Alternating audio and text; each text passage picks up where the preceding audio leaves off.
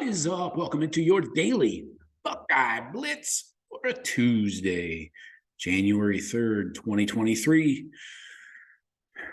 Once again, Happy New Year to you folks. Hope your week is starting off well.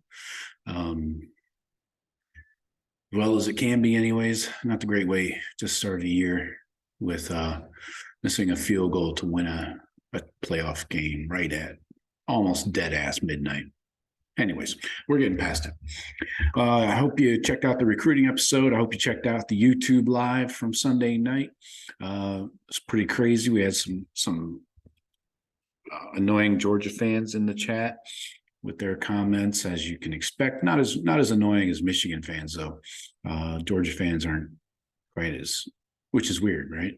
Why aren't Georgia fans worse and more stupid? Who knows? Anyways, we'll commission a study on that. Anyway, I want to talk about Ryan Day. Ryan Day, the head coach, no longer the OC, no longer the play caller. Ryan Day, I believe, is going to give up play calling this year.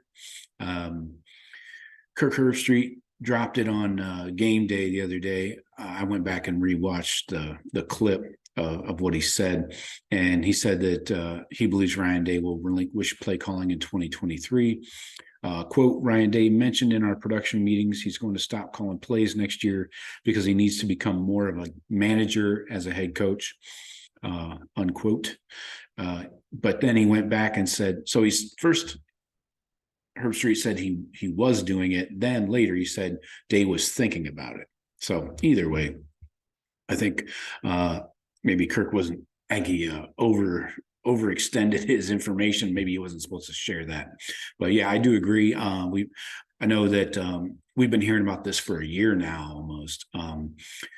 Day acknowledged it almost a year ago. I'm thinking it was like last February or March or something, that he's eventually going to have to take play calling off of his plate. And that makes him available for more in-game decisions, obviously. And he's still going to have control over the game plan. It's not like he would just be, sitting in his office twiddling his thumbs doing nothing with his feet on the desk. He's still going to be 100% involved in the offense, so I'm not concerned about that. So who is it? What do you think? Hit me in the comments or on social media. Email me. My email address is in the notes for the show. Fry or Hartline? Justin Fry, Brian Hartline. Who do you think? I don't think it's Tony Alford. He doesn't really seem, he's been there long enough. I think he could have gotten a crack at it if he wanted it, but he's been interviewing for head coaching jobs. So I don't see him progressing to an OC. And then balancing running backs and offensive coordinating, play calling on a game day, that seems virtually impossible. So I think it's Justin Fry, Brian Hartline, and they're not going to hire somebody from the outside because the coaching staff is full. There's no expanding the coaching staffs. I believe the NCAA voted that down this past season. So there's no unlimited coaching staffs other than the analysts, of course, the army of polo shirts every big team has. So no outside guy. And I think I think this is eventually got to happen. And now I would imagine it happens before like February, definitely before spring ball. And I think they're ready to make the change. Losing Kevin Wilson, is fine, but I think they have the dudes on staff, but there's no plan in place yet. Let's talk about Justin Fry, offensive line position coach and associate head coach for the offense. It's a hell of a title. How do you fit that on a business card, man? So that is the assumption right now, that Justin Fry will slide into the primary coordinator spot. Still coach the O-line, but also be the primary coordinator, play caller. He was the OC, don't forget, 2018 to 2021 for Chip Kelly out of UCLA. Now, Chip Kelly called plays at UCLA, though. All right, so keep that in mind. Fry technically has not called plays.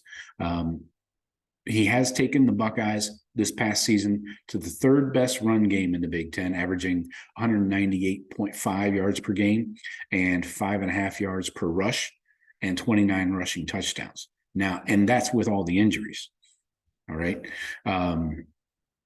Matt Jones and the running back injuries. So keep that in mind. Also, this team only allowed in the regular season 8 sacks in 12 games. I think in the Georgia game, they allowed 4. So that's a top-notch defense, though. So 8 sacks in 12 games against some of the really good Big Ten defenses, is respectable.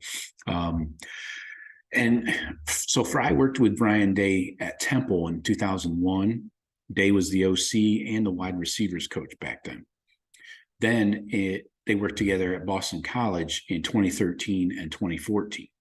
So they have a little bit of a history, more than a little bit, I would say. That's why Day went after Justin Fry to coach the O-line.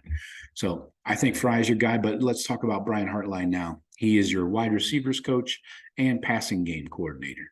We know a lot of these titles are just fluff to increase people's pay, and it gives you a reason to put down in their file, So he's promoted to passing game coordinator before this past year. They gave him more responsibility in the offensive game plan. Now we know he interviewed for the Cincinnati head coaching job, and he has also interviewed for the Kentucky offensive coordinator job, even though he has 0 experience at either. All right. He came in 2017 as a quality control coach. He worked under Zach Smith. 2018, he took over the wide receivers coach as an interim. He was not given the full-time label. And that's when Zach was fired and all that shit with Herb. And then 2019, Hartline took over. So he's only been a position coach for 3 years before, 4 if you include the interim year. So we know he's a top-notch recruiter. I'm not sure there's too many people in the country that can hold a candle to his recruitment, but he only is a one position coach, and he's only done that for 4 years now.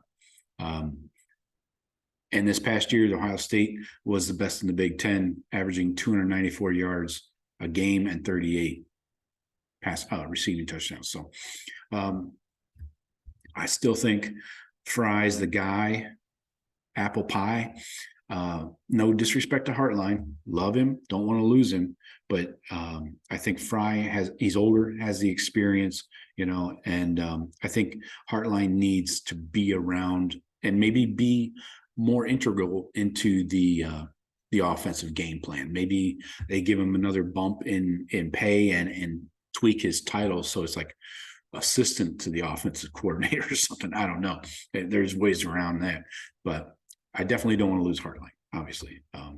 So that's my take. Ryan Day giving up the play calling duties going forward. In my opinion, it needs to happen, and I think you'll see something soon. So let me know what you guys think.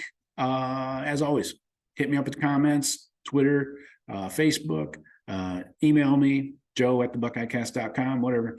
And I'll talk to you later. Go Bucks.